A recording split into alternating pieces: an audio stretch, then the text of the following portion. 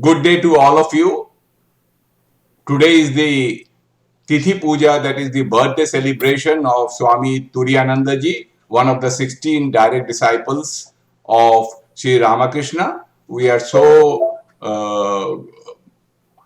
lucky to have Swami Mahapragyanandaji with us, who is the Vice Principal of Belur Ramakrishna Mission Belur Vidya Mandir, and he will speak on life and teachings of Swami Turiyanandaji. Before that, we will do the prayer for the evening prayer, Khandana Bhava Vandana, and please you can also sing the evening prayer, Khandana Bhava Vandana, but you can keep yourself muted, but you can sing the prayer.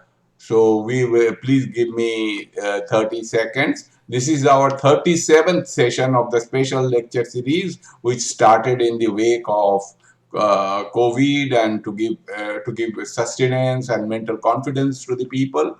And so, with the good wishes of everybody, we have reached this far, and we hope to move forward in this way with the blessings of the Holy Trio.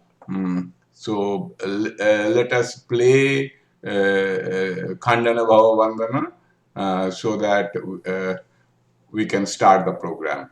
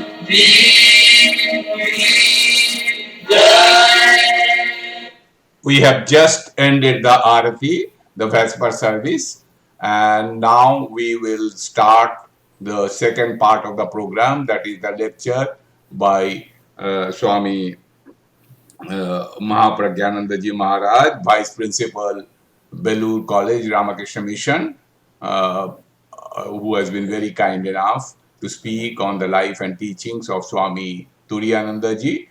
But before that, we would also like to remind you that next Sunday at the same time, that is 3:00 p.m. India time and 5:30 p.m. Philippine, Hong Kong, Singapore time, Swami Nityadipanandaji Maharaj Ji, Assistant Secretary, Ramakrishna Mission, New Delhi, India, will speak to us on a very, very important topic, seeing God in everything as per Isha Upanishad.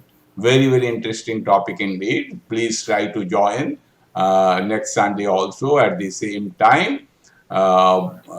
We at the outset, we would like to profusely thank Mahapragyanandaji Maharaj to spare his time to be with us on this very, very important and auspicious day of Tithi Puja of Swami Turiyanandaji, one of the 16 direct disciples of Sri Ramakrishna.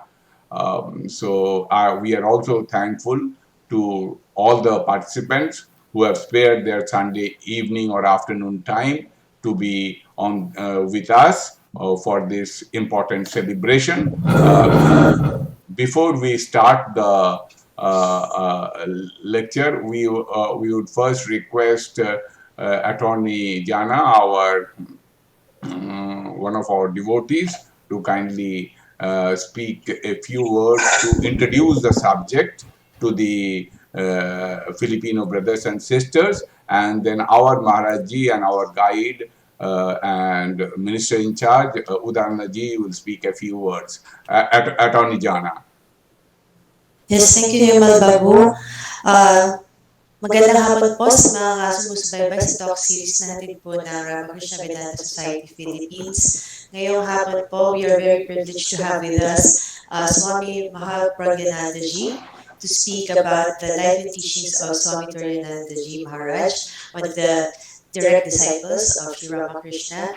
So with that, I turn over to Father Swami Udayanandaji. Thank you. Swami Udayanandaji. Thank you very much, Nirmala. Thank you very much, Jana. I'm sorry it started with a mishap. Now also there is no image. Some problem is going on with the laptop. Technology is, we should admire technology also, but it creates problem also. So I don't know why this laptop is giving so much of problem. But anyway, whatever is there is there. The idea behind everything is to face the situation. So I'm literally facing a situation where camera is not working, things are not going on as per our this. The idea behind this lecture series, as I told earlier to all of you, is how to face these situations in a better way. That is why today, though it is we are celebrating Tithi Puja, or as you can say, birthday of Swami Turiyanandaji, the idea is to get inspiration from his life, how his life can inspire us to make our life more beautiful and more strong. How to be more strong to face the adversities. This will come in life. Like now, one is rightly.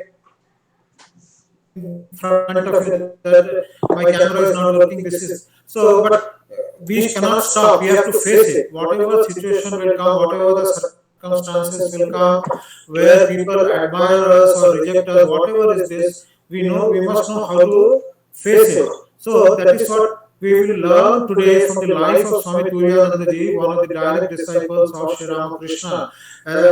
So we have all the series we have started. This is the first time that we are having a live lecture on life of a direct disciple on a Sunday. But I hope and I'm sure, no, I believe that everybody will get immense benefit out of it. So we are greatly grateful to Swami Mahapragyanandaji Maharaj for kindly accepting our request. So with this few word and without much ado, I would request Maharaj to please start the talk. Thank you very much, Maharaj, for accepting our request. Thank you everybody for joining.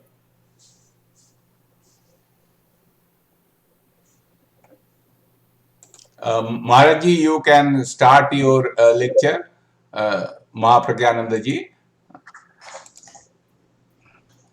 Yes.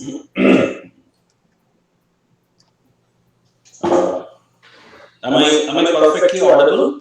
Yes, Maharaji, you are absolutely no problem at all. Thank you. So, I will begin with chanting hymns, Vedic hymns.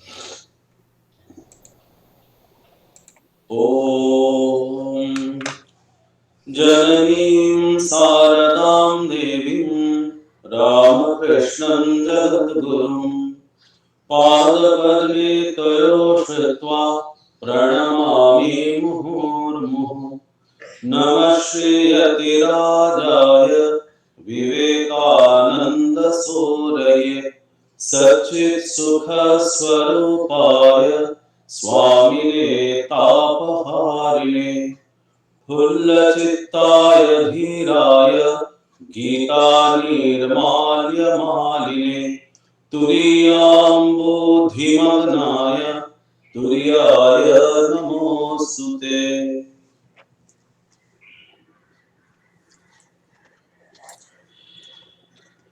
I offer my humble salutation to the Holy Trio, Thakur, Ma and Swamiji Maharajji. My Shashtanga Pranam to Swami Turiyanandaji on his holy lunar birthday.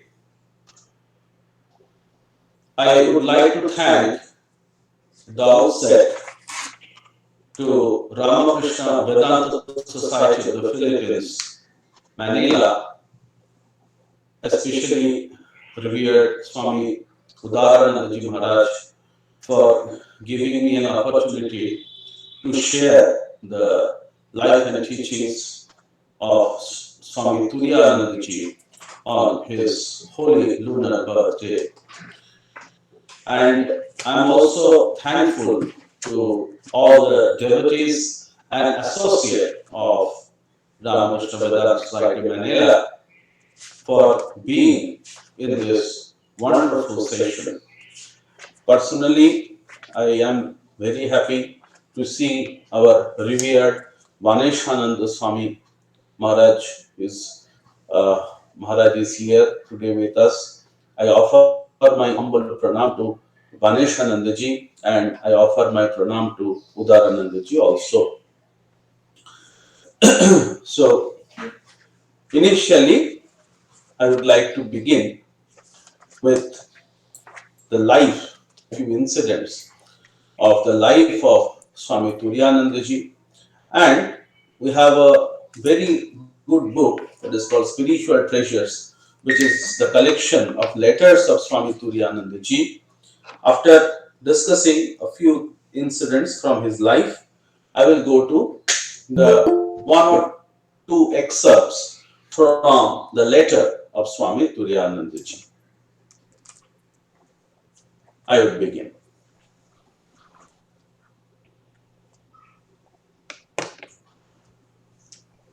As already mentioned, that Harinath Chattopadhyay, who later became Swami Turiyanandaji, was one of the foremost disciples of Sri Ramakrishna.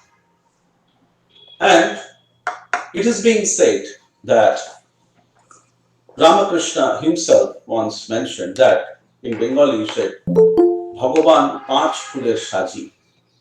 In one container, God likes to keep flowers of different colors and different essence.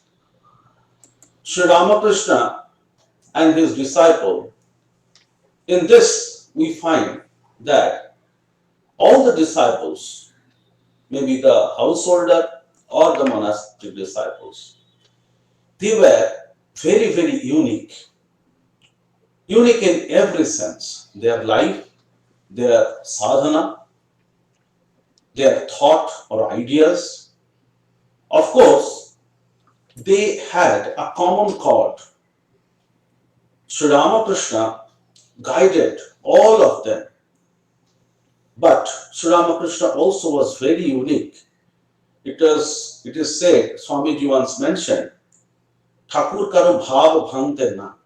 He usually, Sri Ramakrishna did not disturb anyone's own idea or the inclination.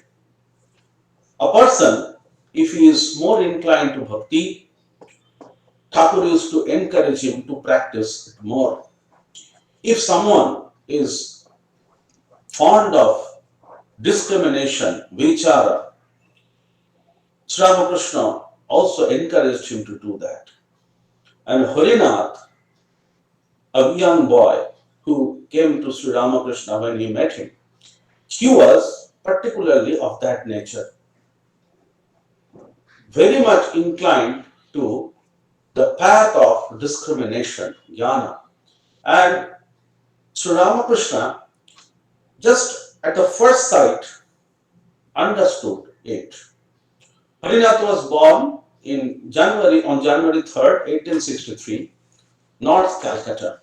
His father, Chandranath Chattopadhyay, was a very orthodox Brahmin working in a British firm in Calcutta.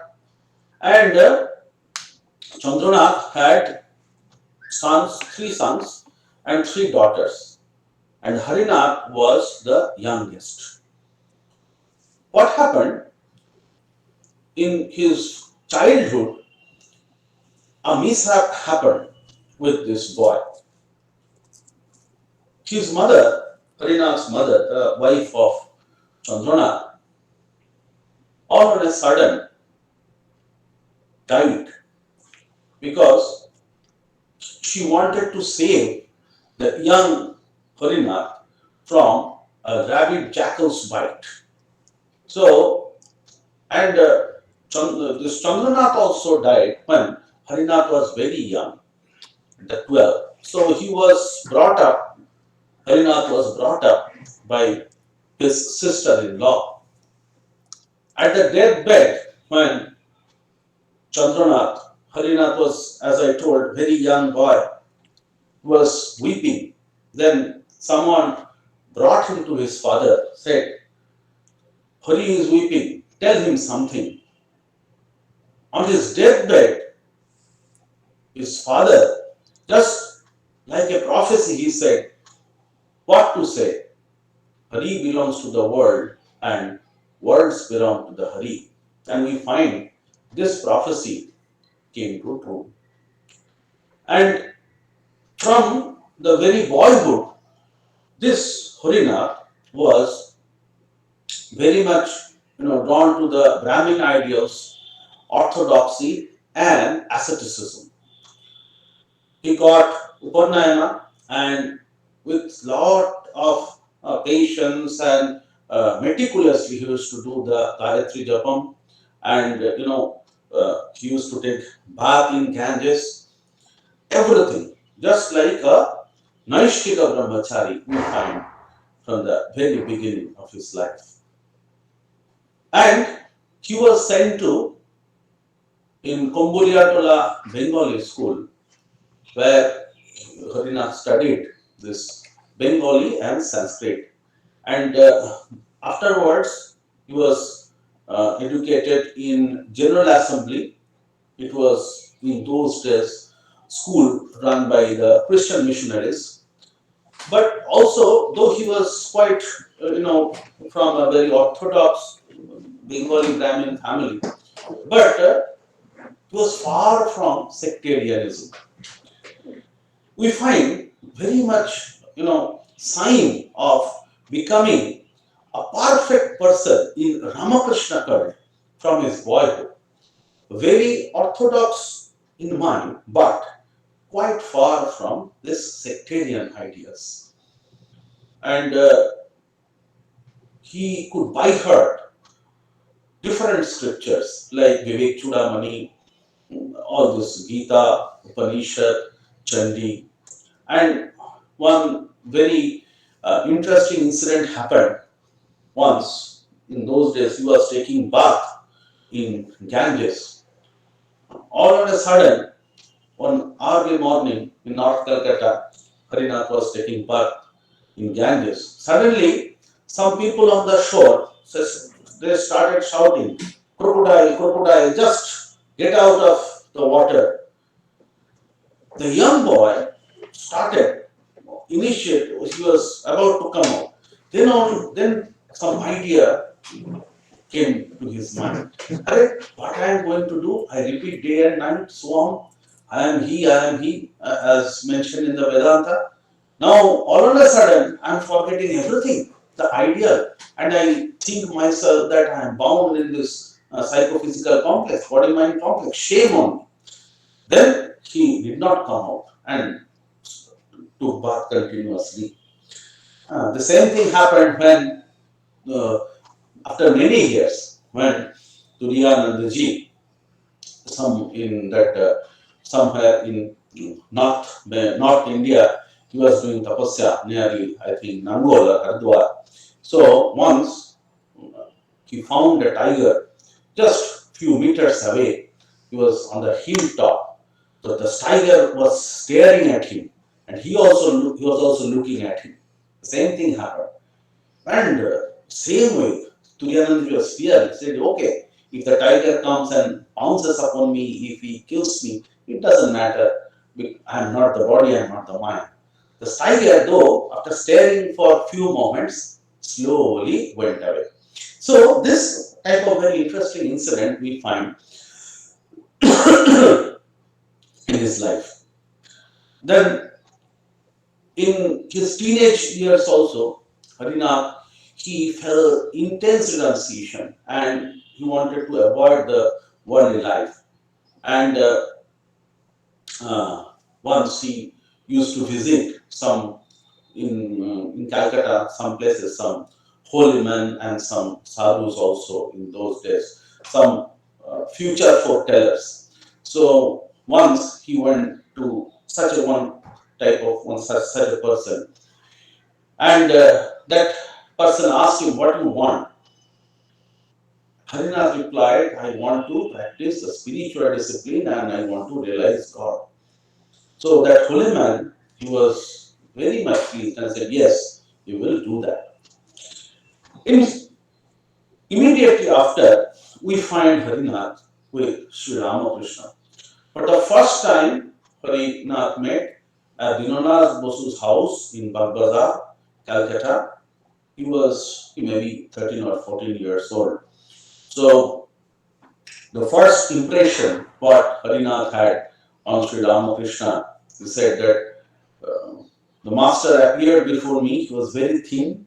He had only a shirt on and just a cloak, and just tied around his one dhoti tied around his waist, and almost was not able to step his feet. And Sri Ramakrishna was completely in a semi-conscious state. He was not able to get down of the carriage. What a wonderful sight! And one very incredible radiance over his face.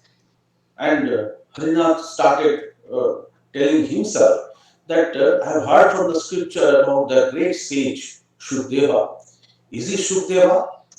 Then Sri Ramakrishna was taken to the second floor of this Nand's house, and Harinath also followed him. And in that room, entering into the room, Thakur saw the portrait of Mother Kali on the wall, and Thakur bowed down and sang some songs on Krishna and Kali. And that was, this first meeting with this God intoxicated person. It had a deep impression in the Harinath's mind. And gradually he becoming familiar and he used to visit Sri Ramakrishna. Because another thing, once he directly asked Sri Ramakrishna in Bengali, very wonderful, direct question. He said, Mahashaya Kam ekebare jai kibhabe? How can I get rid of lust permanently? Then Sri Ramakrishna's answer was unique. He said, why should go? Give it the turn to another direction.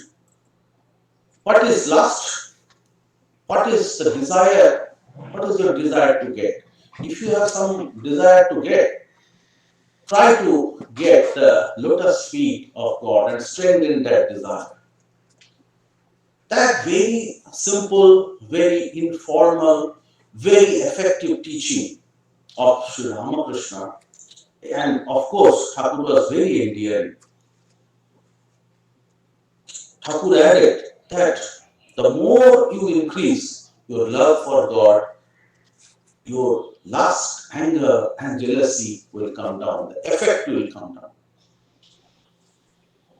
So, in this way, Sri Ramakrishna, just like many other disciples, started giving shape the tender mind of this intense spiritual seeker, Harinath. Wonderful incidents are there. One day, Harinath said to Sri Ramakrishna, I wanted to avoid the company of the woman. One may misunderstand, but that is a traditional practice initially for the spiritual seekers. Sri Ramakrishna immediately told him, you talk like a fool. Why are you doing that? You try to avoid women. Why? Are they not the manifestations of the Divine Mother? Go down to them with great respect. And that is the only way. So, this type of teaching of Sri Ramakrishna impressed Harinath very much.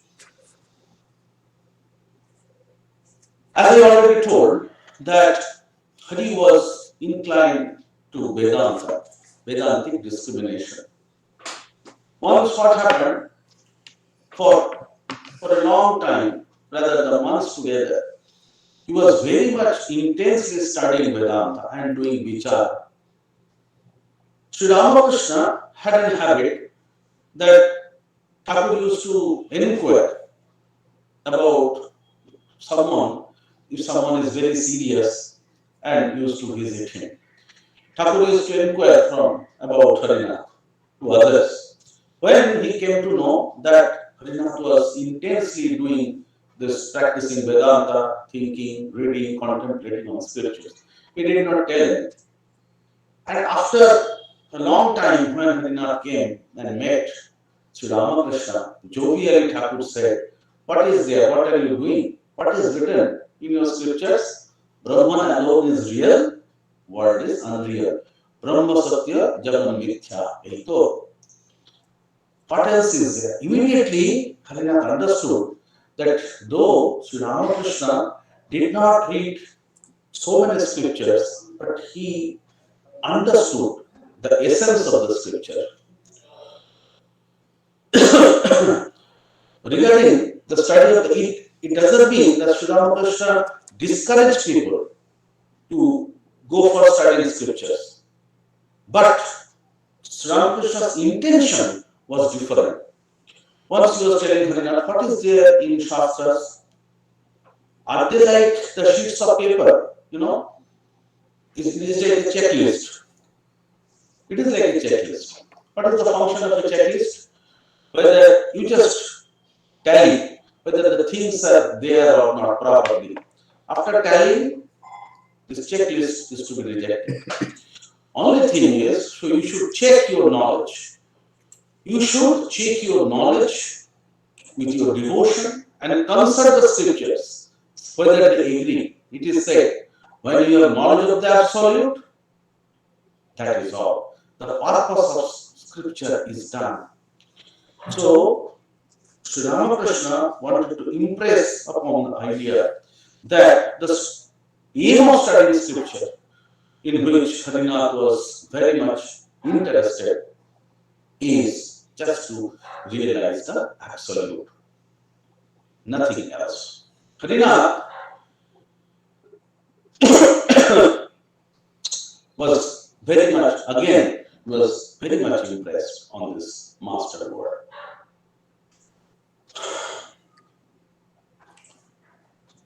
Once, with this company, with the company of Sri Ramakrishna, Harinath had many other wonderful experiences. Once, Harinath said to Master that the same incident we find in the life of Swami Vivekananda also, that the ideal of my life is nirvana. As Sri Ramakrishna quoted Swamiji, carrying this idea the same way, Thakur told Harinath also. He said, those who seek nirvana are selfish in that sense, self-minded. They are like the purchase players who are always eager to reach home. An amateur player, once he said his key song, doesn't like to bring it out again. Such players are unskilled players. But one adept player is never afraid to come out again. If by doing, he gets the opportunity to capture an opponent. So, do not fear. Play without any fear. Then Harinath asked you to wonder, does it actually happen? Sri Ramakrishna said, yes, it happens. An adept player, what he does, he immediately pushes his piece to home, and if he wants, he can again start from the beginning and go to the ultimate aim. Then Harinath said, is it possible? Master said, yes, it is possible. By Mother's grace, this is also possible. And in the life of Turiyanandaji, we find he narrates about the daily life, how all of us, we read that the daily routine of Sri Ramakrishna and how he used to train the life of his young disciple. So, to live with Sri Ramakrishna was a great education, and he taught his disciples how to attain perfection in samadhi as well as in doing some work, or whenever performing some service.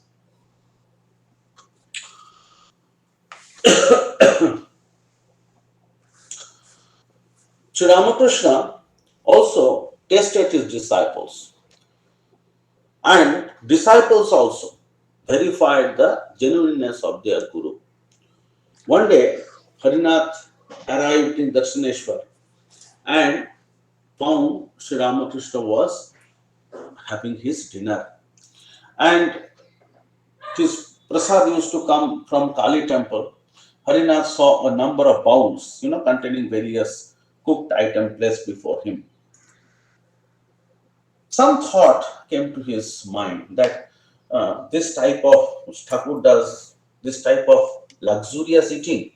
Is it the sign of a saint or ascetic? Immediately, Sri Ramakrishna understood what he was thinking, and immediately said, well, the tendency of my mind always towards the infinite. Bengali Thakur telling মনটা সদাই অখণ্ডের দিকে ছোটে, তাই ভাবি এটা খাই ওটা খাই করে মনটা নামিয়ে রাখি। Tendency of my mind is always towards infinite. It is by eating such rajasic food, I hold it down to lower plane. Otherwise, I will not be a position to talk with others. Hearing this, Harinath was dumbfounded. Uh, Immediately, how he Sri Ramakrishna could understand. Uh, he asked also once that do you prepare?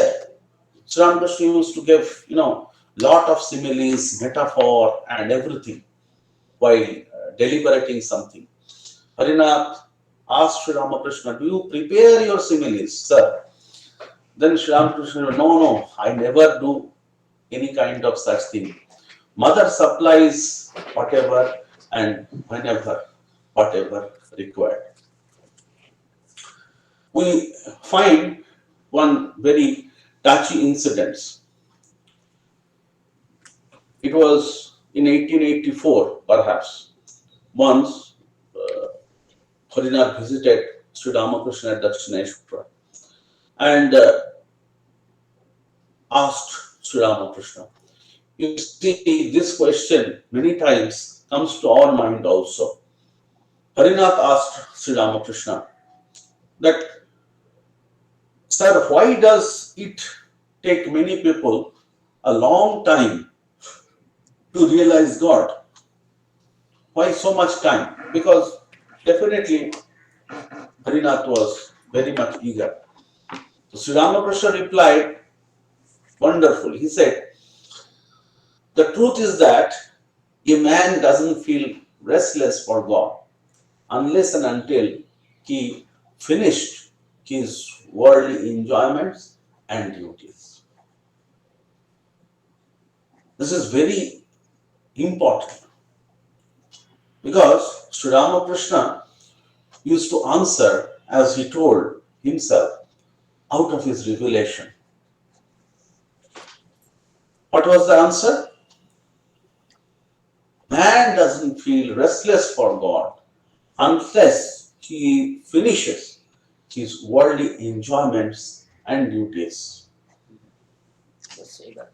We recall the same incident happened in the life of Narendranath Dr. Swami Vivekananda. Narendranath, he was also influenced, he was a member of Brahmo Samaj, he was influenced by the Western agnosticism. And in those days, especially if we consider the timeline, and if we consider the background, the social context, the materialistic thought, the ideas over and again coming from in those days from the West, and the idea was absolutely different. What was the idea? That there was no substance in the Oriental thoughts, ideas, especially the spiritual heritage of India. And very much what we can't see, what we don't feel, what we can't realize, with any device or a naked eye, there is no existence. When Narendranath asked Sri Ramakrishna, have you seen God?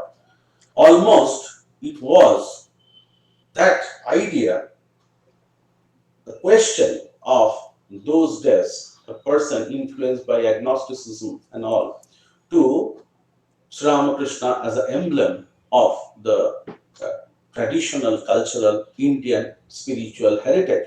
Have you seen God? The reply of Sri Ramakrishna was very clear. Yes, I have seen God. And if you want, I can show you also.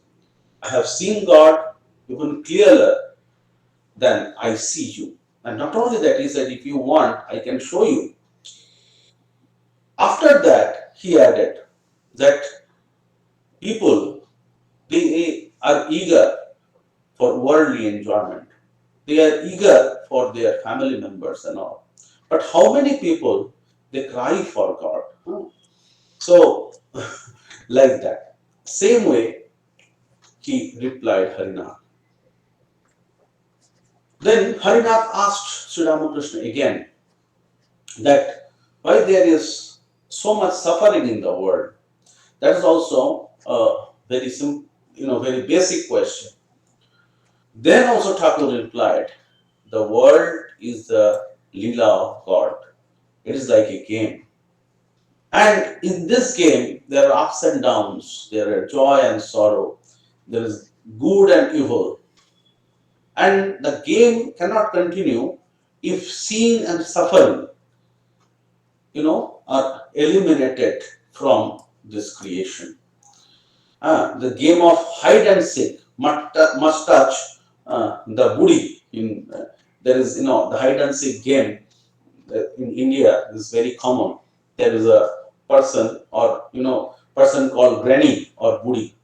So in the game of hide and seek, one must touch the granny in order to be free. But the granny, she is not pleased if somebody touch and the game stops.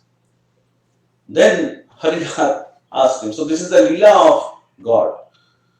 Then Harinath told, Tato Leela, Amra Mori. It is this display of God, but we suffer a lot. Then Sri Ramakrishna told him, please tell me who you are. God alone become all this. Maya, the universe, the living being, the 24 cosmic principle. Uh, as the snake, I bite, and as a charmer, I cure. This is God Himself who becomes both Vidya and He Himself becomes Avidya also. So, this way we find the association of Sri Ramakrishna with Harinath. It was almost near 6 years, and Harinath was convinced that Sri Ramakrishna was the incarnation of God.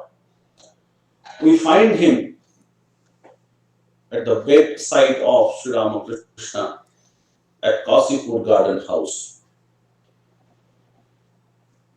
But Harinath, he took it as a part of the master's play because many times he used to hear from Sri Ramakrishna.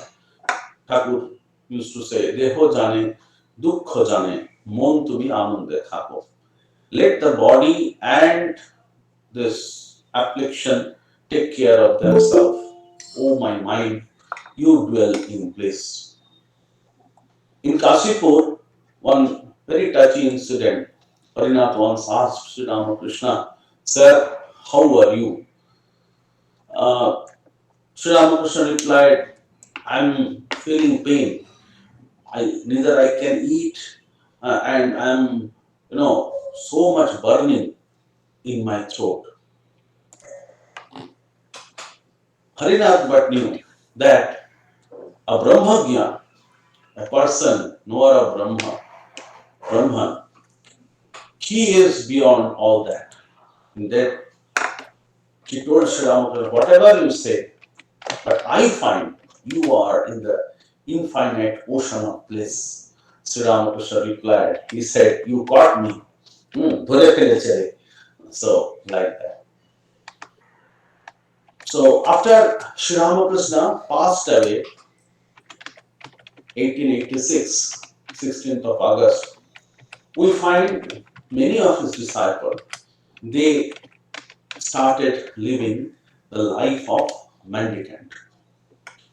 And we find Harinath also, of course, we must mention here that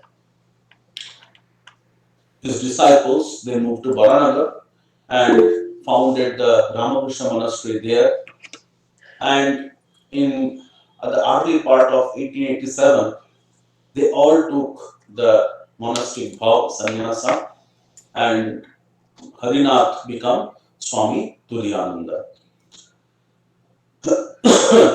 And we find that Harinath, he went out for tapasya. First, he decided to practice his sadhana at Rajpur. This was, on the Mussoorie hill Mhm. of Dehradun. There, he started doing this penance and austerity. We must mention here that in 1889, perhaps, the Turiyanandaji left this Baranagar monastery before that, and he went to Rishikesh also, the foothills of Himalaya.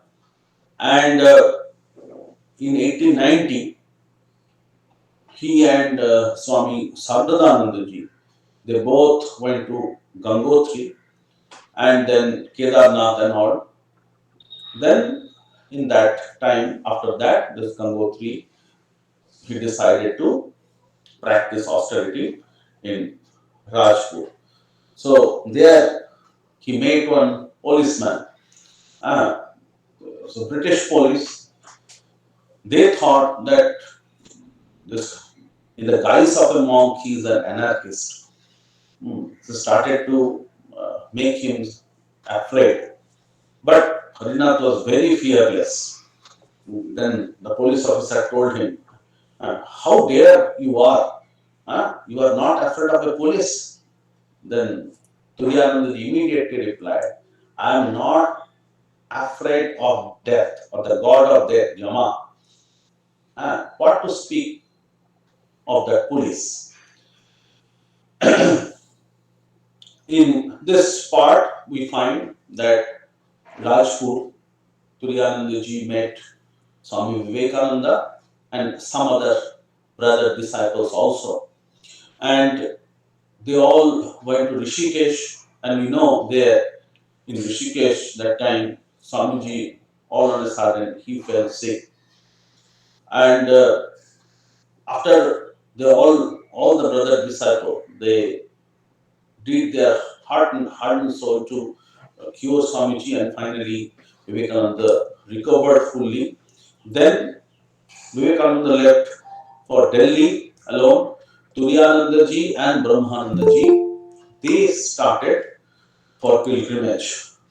First, they went to Jalamukhi in Kamla Valley. We know this is one of the 51 of the holy places of Divine Mother. So, though in Jalamukhi there is no image, but from Jalamukhi they did pilgrimage to different places.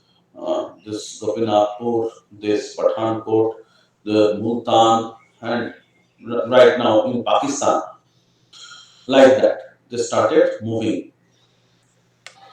Finally, again, our Brahmanandaji and Turiyanandaji, they reached Bombay via Karachi. So in Bombay again, they met Vivekananda. That time,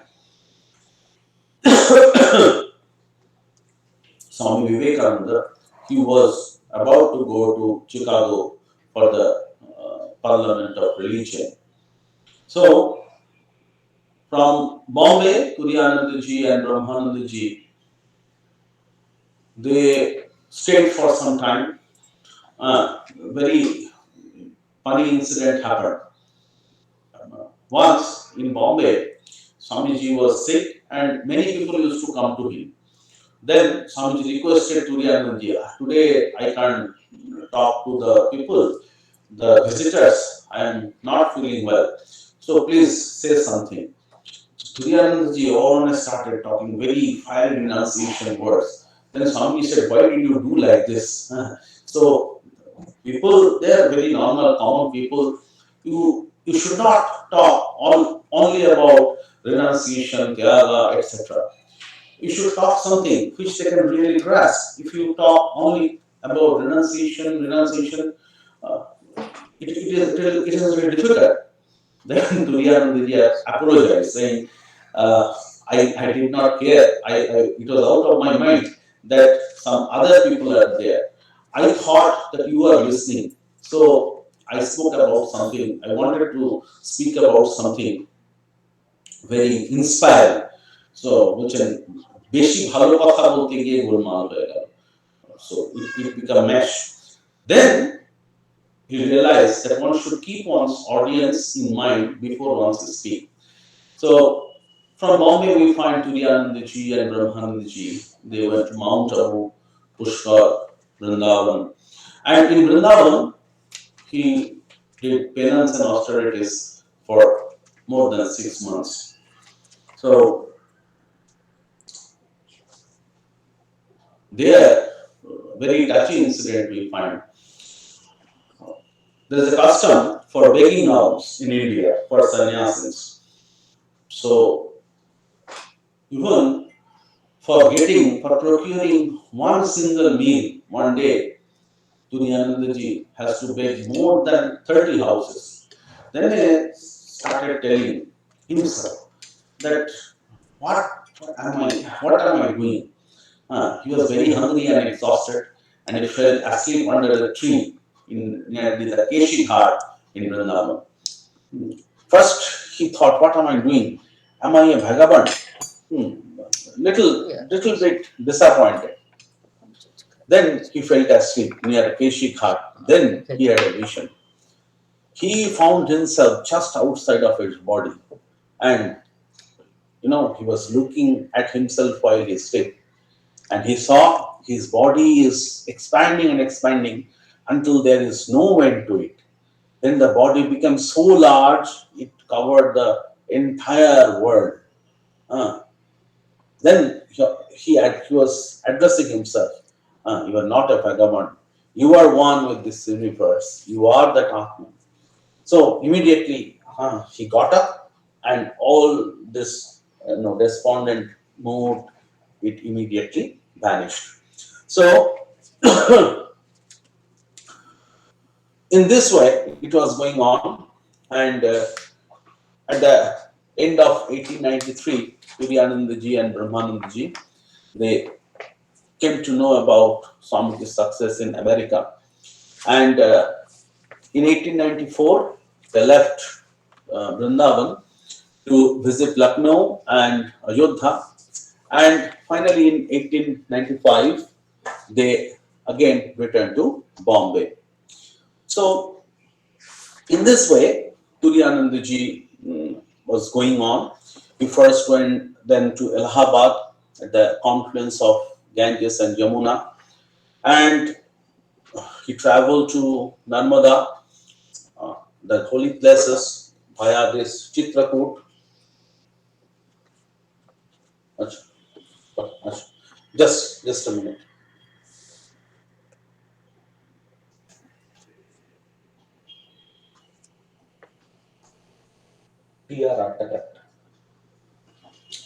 And so on.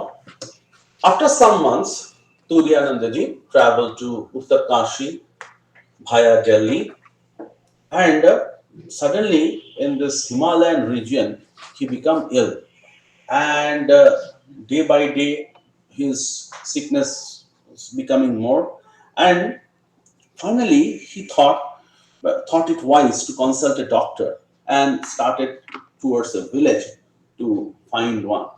On the way, he suddenly remembered a verse that is applicable to holy man if he falls ill. For the sick monk, the medicine Oshadam Janhavi Toyam Vaidyo Narayano Hari. So immediately he recalled this and he came back. So in this way, we find Turiyanandaji in his mendicant life. So this time, it was the later part of 1896. Turiyanandaji came back to Calcutta, and we find Swami Vivekananda also returned from the West, and Ramakrishna Mission was founded on the May 1st in 1897. And in 1898, a plot of land was purchased at Belur on the bank of the Ganges as the headquarters of Ramakrishna Mountain Mission. And after this inauguration, Swami Vivekananda made some basic rules for the monks and etc. And the monastery, Ramakrishna Monastery, started functioning. In this tenure, we find Turiyanandaji was traveling to various places in India with Swami Vivekananda. He accompanied Swamiji even to Darjeeling also. In Darjeeling, Swami Vivekananda said to Turiyanandaji, Brother Hari, I have a new path. All on a sudden, he told, I made a new path and opened it to all. Up till now, it was thought that the liberation could be attained only by meditation or the repetition of the God's names, scriptural discussion, and so forth. But now, all young men and women will attain liberation by doing the Lord's work. This is a wonderful idea that Swamiji had. This is nothing but Shiva Jnani Jiva Seva. Service to man is service to God. We all know how this idea came to Swami Vivekananda. He heard this from Sri Ramakrishna. So, this path of action is not for everybody, but this is a direct way also. So, Swamiji wanted to send Turiyanandaji to West America. Turiyanandaji was reluctant. He first did not accept this. But Vivekananda told him very passionately that, brother, can't you see that I have been lying down my life inch by inch in fulfilling the mission of Master till I am on the verge of death? Can you merely stand looking on and not come to help me? So, like this. So, Swamiji uttered those words such passionately, Turiyanandaji could not reject. In June 1899, we find Turiyanandaji left for England and America with Swami Vivekananda and Sister Nivedita and on others. And after visiting England, we find the two Swamis left for America on this August perhaps in 1899. And soon after they came to New York, they went to Ridgely Manor, the Legate's family home, where they stayed for a few weeks. Then, actually, Vivekananda had some other idea in his mind. He wanted Turiyanandaji to work independently. So once he told him, brother, I don't have sufficient money. I'm going to San Francisco. Now you find your own way. And that was a shock to Turiyanandaji. He did not get initially what was the intention of Swamiji. And then that was shock. He just kept quiet. Then Swamiji told him, don't be frightened. When I say that you have conduct classes and lecture, whatever you say will do good to these people. Show them the way to spirituality. Then Turiyanandaji, you find he moved to the house of Mrs. Wheeler at Montclair, New Jersey, 40 miles from the New York City, and immediately started class. So there, lot of people, immediately his class become very popular. So Gurudas, that time a student in that place, later he became Swami Otulanandaji, a Western student of in those days Swami Turiyanandaji.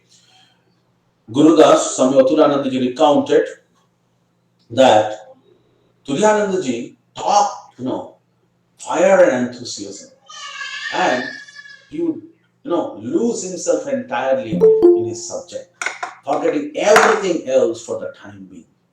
And Turiyanandaji was already a very illumined monk.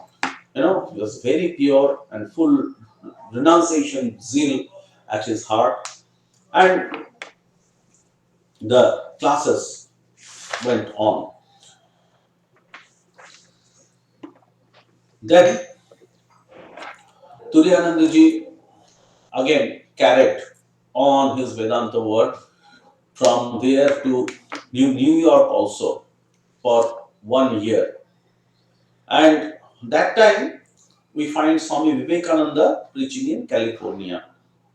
And no, Turiyanandaji always to his Western disciple wanted to impress that same idea that Brahma alone is real, everything else is unreal. The human soul is that Brahman, and we are bound by the delusion of ignorance.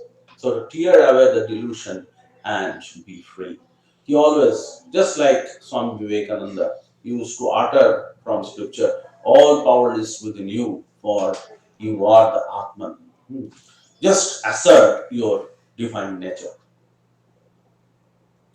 Now, in this place, after one lecture, a very timid young man, he approached Turiyanandaji. That he said that I couldn't understand how the soul could be God and the world unreal. Then Turiyanandaji consoled him that, see, it took many years for me to realize it. But once the realization is done, Vidyate Hridayam Chiddante Sarva Samsaya, uh, then the work is done. So, in this way, he used to make his class very, very lively. And Swami Vivekananda, while his first visit when he left from America, especially San Francisco, he told his devotees, Swami Vivekananda, I took your classes of Vedanta. Next time when I come here, definitely I will send some person who will be a living example of a Vedantic life. You will see how a person leads a Vedantic life. So Turiyanandaji was a living example of Vedanta. So he used to keep all the time his disciple under very, very strict routine, you know, and he was never hesitant to correct the shortcoming of his students. His way was very, very bold and very, very straightforward. Hmm. So that is why sometimes this Western disciple, sometimes initially, they were afraid. Sometimes he was misunderstood. One observing this discontent, Turiyanji said that you people in the West always try to cover up and hide your mistake. But how can uh, that would be treated unless, wound can be treated unless the bandage is removed. So, hiding the real nature behind a smooth and polite exterior, you can't achieve anything. The guru is like a physician. Once the disease is diagnosed, so he must not fear to apply the knife or lancet to heal it up. So in this way, his Western disciples also, Turiyanandaji's classes, lecture, and his life, he, he was very, very become popular amongst his Western disciples. And from December 1899 to May 1900, Vivekananda,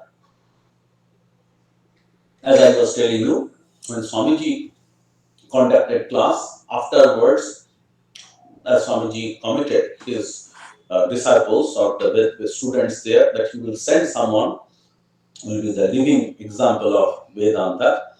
So there Turiyanandaji came and started taking class after 1896. So, you know, in this way.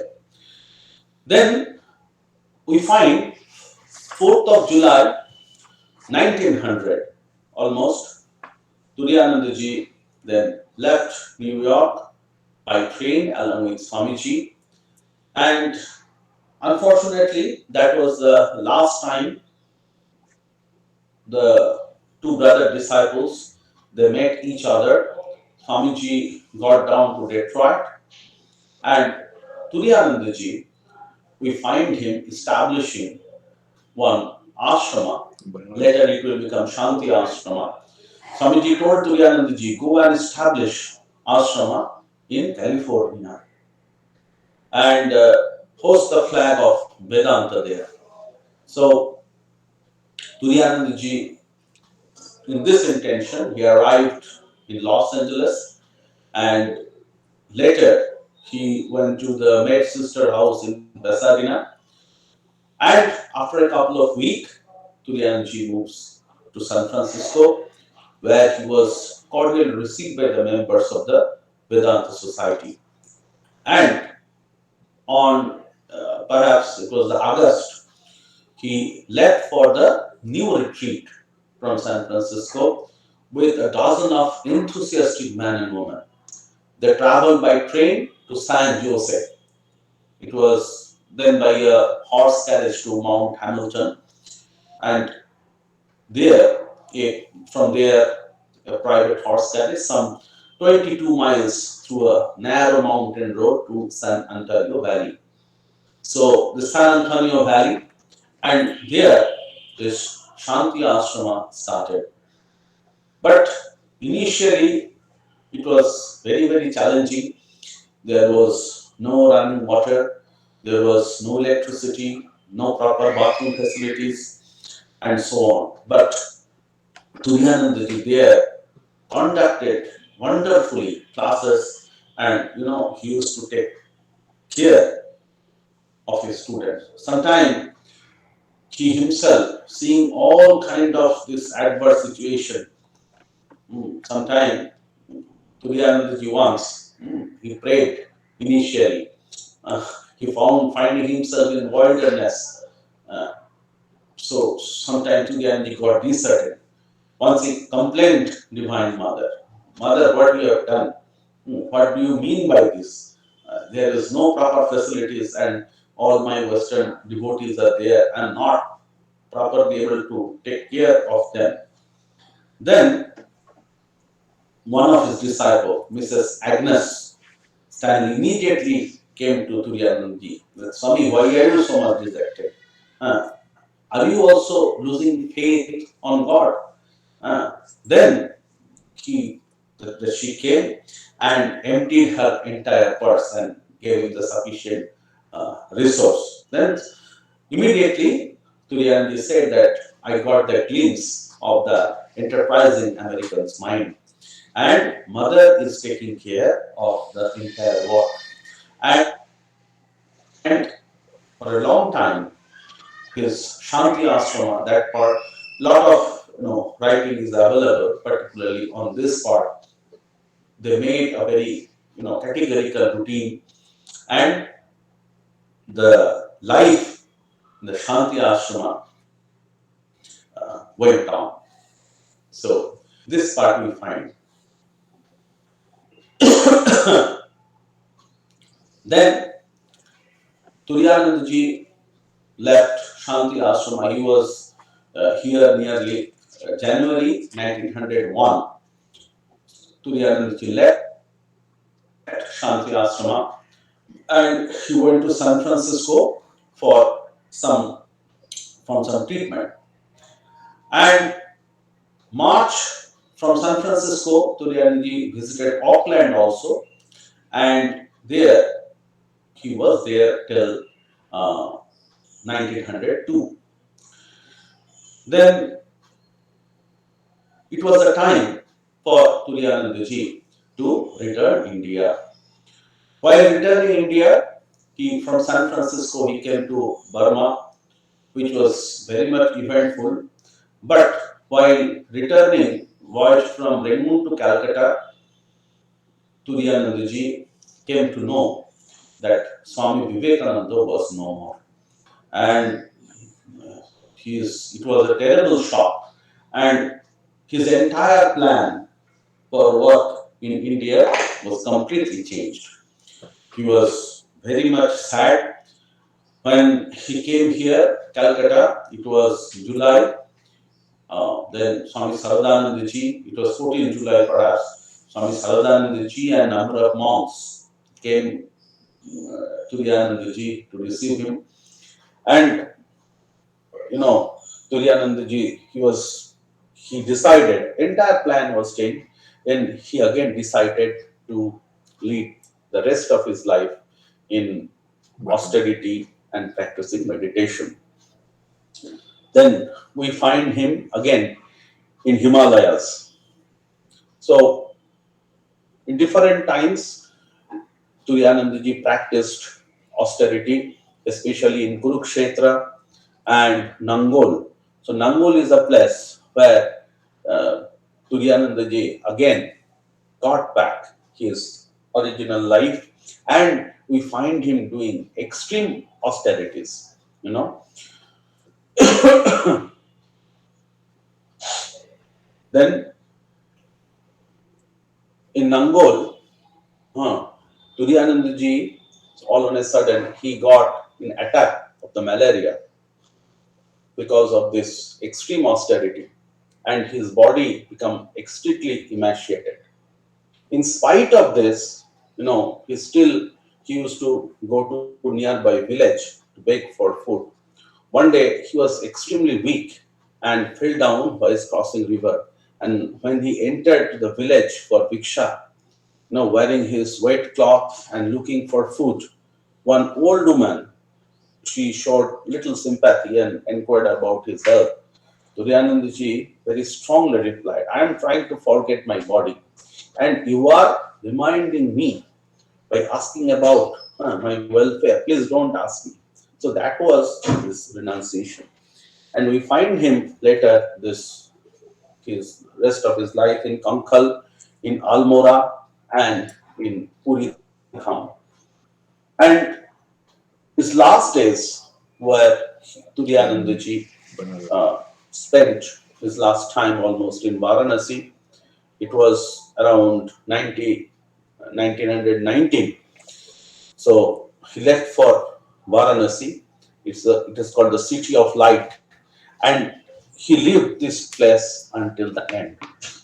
During last 3.5 years in this Varanasi, this Turiyanandaji inspired many monks and devotees. Many of his conversations in this time recorded and translated in spiritual talk, in which I am from one or two excerpts, as I told you, I'm going to read out. So it was 21st July, Swami Turiyanandaji, 6:45 p.m. 21st July, he passed away. So before that, he was suffering little ailments and some physical problem was there. So the night before his death, he said to his attendant, tomorrow is the last day. So towards his end, he chanted Om Ramakrishna, Ramakrishna, and then he asked his attendant to help him to sit up, and with folded hands, he saluted the master, and he drank a little holy water, Ganges water. Then he summed up his entire experience of his life. Everything is real. Brahman is also real. The world is Brahman. The life force is established in truth.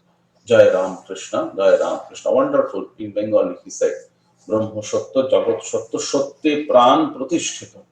So, in Jagat Satya means here the Leela aspect he told.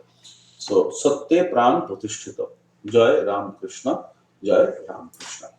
So, in this way, it is Sri Ramakrishna once told about Turiyanandaji. He comes off that transcendent regions where name and form are not manufactured. Swami Turiyanandaji justified his life, you know, it is nothing but attaining the transcendental bliss. He tested this transcendental Brahmans. He shared that with each and all, and he was really a true mystic. He silently transformed many lives in East and West, and many people was inspired by his talks. So I'm almost come to the end of my talk. Now I will just, as I told, read some excerpt from his letters, what we call the spiritual treasures. So just I will read out. Turiyananji is writing from Mirat. It is good. He's writing some devotee. It is good and extremely important to have longing for God, but it is not good to be impatient and despondent because one does not have calmness of mind. One should consider oneself blessed just to remain thirsting for the Lord. Is not His immense grace that He was brought you away from worldly life and given you the inclination for Shraddha, that is the spiritual discipline? Now, whether your minds become calm or not depends on Him. It is enough that it is making your practice spiritual discipline. Pray to the Lord that He may keep you engaged in spiritual pursuit. Why should you pray for peace in mind? Sri Ramakrishna used to talk about hereditary farmer. A hereditary farmer continues to plow the land without caring for drought or rain. He has no other occupation than farming. Likewise, go on chanting God's name and consider yourself to be blessed. Offer your happiness and misery, peace and restlessness to God. Be content in whatever way He keeps you. Pray to Him so that you can continue your sadhana. Then peace will come automatically. Is God something like spinach or fish in the market that you can buy at a price? Is there any end to sadhana? Or can anyone attain God through it? Depending on Him, stay at His door. That will be enough. His grace flows of itself. None can attain Him by pressing breath control or any other spiritual discipline. The one who has attained God has done so through God's grace. Know it to great blessing if God allows you to remain waiting at His door. Spiritual practices means that one should call on God sincerely and time the mind and speech. Never allow any theft in the chamber of your heart. That means no hypocrisy. Is that enough? So, that is very important. A very important question Turiyanandaji resolves here. This is a very common thing in, a very common question in spiritual world, that how can God be realized? Can anyone attain God by his spiritual practice or sadhana? Or God's grace is instrumental? Turiyanandaji very wonderfully reconciles here that our entire sadhana, our entire life, this is just the painting, Sri Ramakrishna is said, Pakhir Dana Vatha, the, painting the wings of the bird. Sri Ramakrishna used to narrate a story. The story has different forms. That once one woodcutter, so he was very poor man.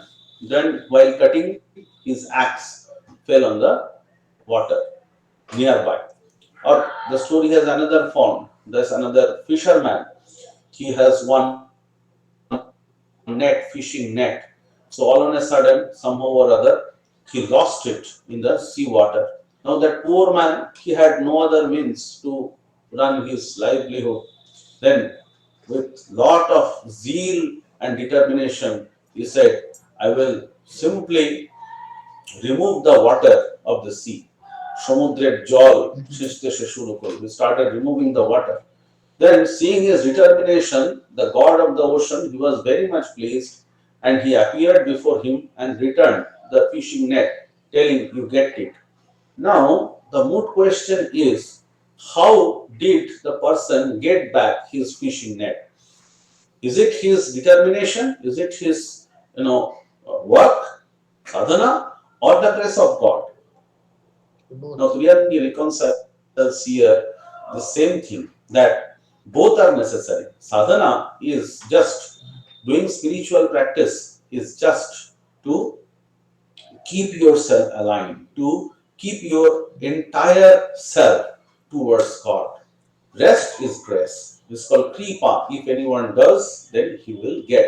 But moreover, he always he always impressed that kripa, Sri Ramakrishna also said, kripa, this grace is never conditional. Kripa is never conditional. Ishwar balok sabhav. So, though it is unconditional, but still we have to carry on our spiritual practices. With this, I conclude here, and I again sincerely thank everyone, especially the devotees of Ramakrishna Vedanta Society of the Philippines and revered Swami Udaranandaji, to give me an opportunity to share the life and teachings, some life and teachings of Swami Turiyanandaji on his holy birthday. Thank you. Thank you very much, Maharajji, for your such a profound and enlightened talk.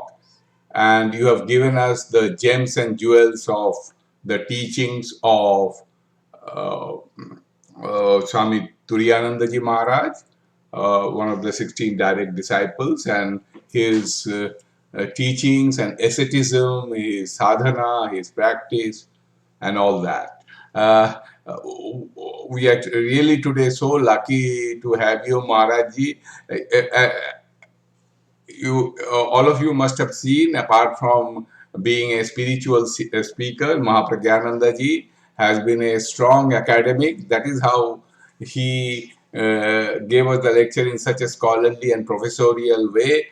He did his MSc and PhD in zoology, and he's vice as you have seen, he's working as vice principal of Belur Vidya Mandir, and he is teaching zoology and environmental science to the undergraduate classes, and at the postgraduate level he is teaching environmental science. So we are so lucky to have him. So now we'll start the question and answer session. Please introduce yourself and let us be precise and brief so that we can accommodate at least 3 or 4 questions. So please, one by one, you can please unmute yourself, introduce yourself, and then after you ask the question, please mute yourself. Thank you. Nirmal, this is Hiranya. Please, Hiranya, go ahead.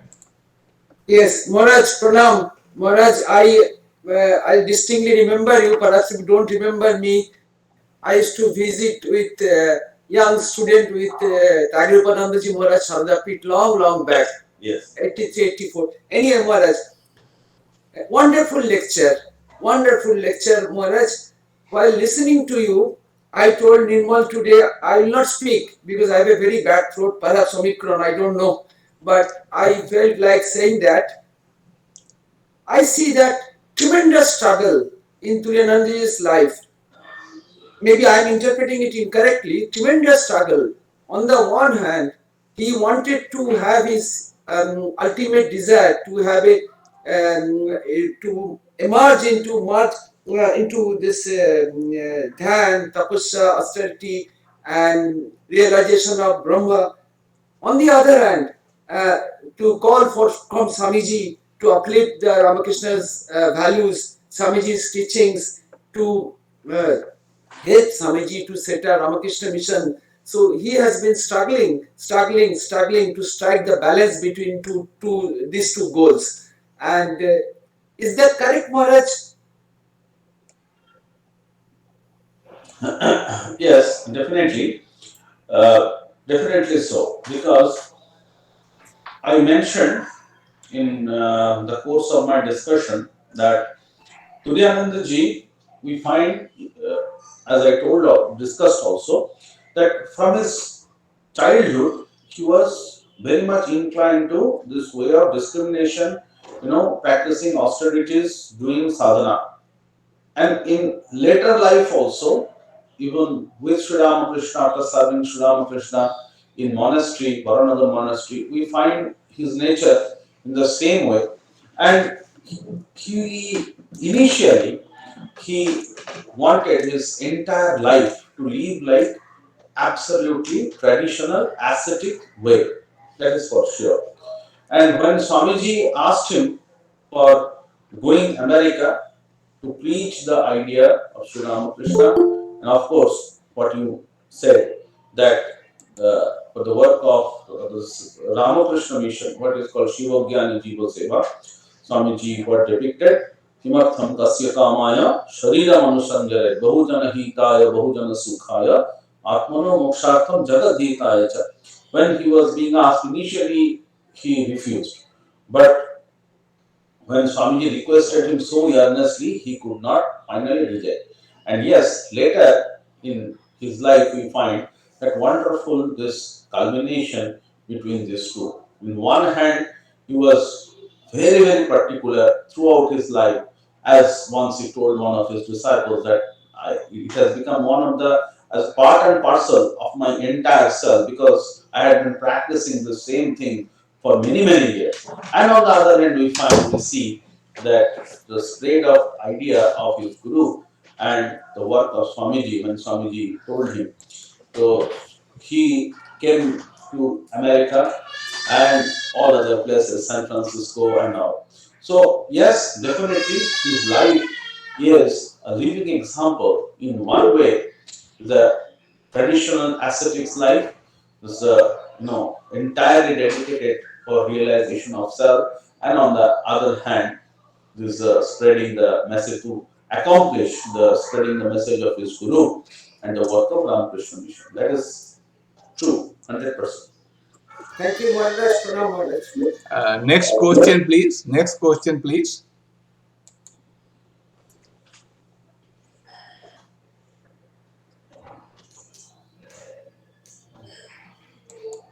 Partho, do you have anything to ask? Udega, do you have anything to ask? Thank you. Pranam Maharaji. I just wanted to share something. I think during the course of your discourse, you mentioned about Swami Turiyanandaji's meditation at Rajpur in Dehradun. And I just wanted to share that I live within walking distance of that center, Okay. where from Vivekananda ji, Swami Turiyananda ji, and many other senior monks had come and had meditated at that spot. It is called the old Shiv Mandir is there. Tapakeshwar Shiva. Tapakeshwar. Yes. Tapakeshwar Shiva. Yes, and I live within walking distance and often visit that, and it has become a heritage spot. I'm sure you have visited it sometime Yes, also. yes. Just to share with you, I also spent some time in that place, in that very holy place. Even now it is surrounded by little forest and all, and amidst this temple is wonderful. Still, one can very well feel that same vibration whenever if any one of you, as Uday Babu is telling, he was there. So the same thing is there. Yes. Thank you for the information. Yes. Thank you, Swamiji Maharaj. Pranam. Kumar, do you have anything to say or ask or anything, any clarification to seek? No. I spoke a lot, so I'm very happy to be with you in this session. Okay. And you get the opportunity to talk about Turiyanandaji in this holy day. Thank you. Thank you. Pranam. Udaranji, Pranam. Maharaj. So, Pranam Maharaj, thank you very much. Should I take leave? Should I take leave? Yes, thank you, Maharaj. Thank you very much. And Maharaj, thank you and pranam and our heartfelt thanks from on behalf of all the Philippines devotees and devotees from India abroad for this wonderful, wonderful lecture. Maharaj, Sashtanga pranam. Jai Ram. Jai Ram. Jai Ram Krishna, Jai Ram Krishna. Jai Ram. thank you. Thank you very much, Maharaj. Thank you. Thank you. We are ending the recording here. Thank you.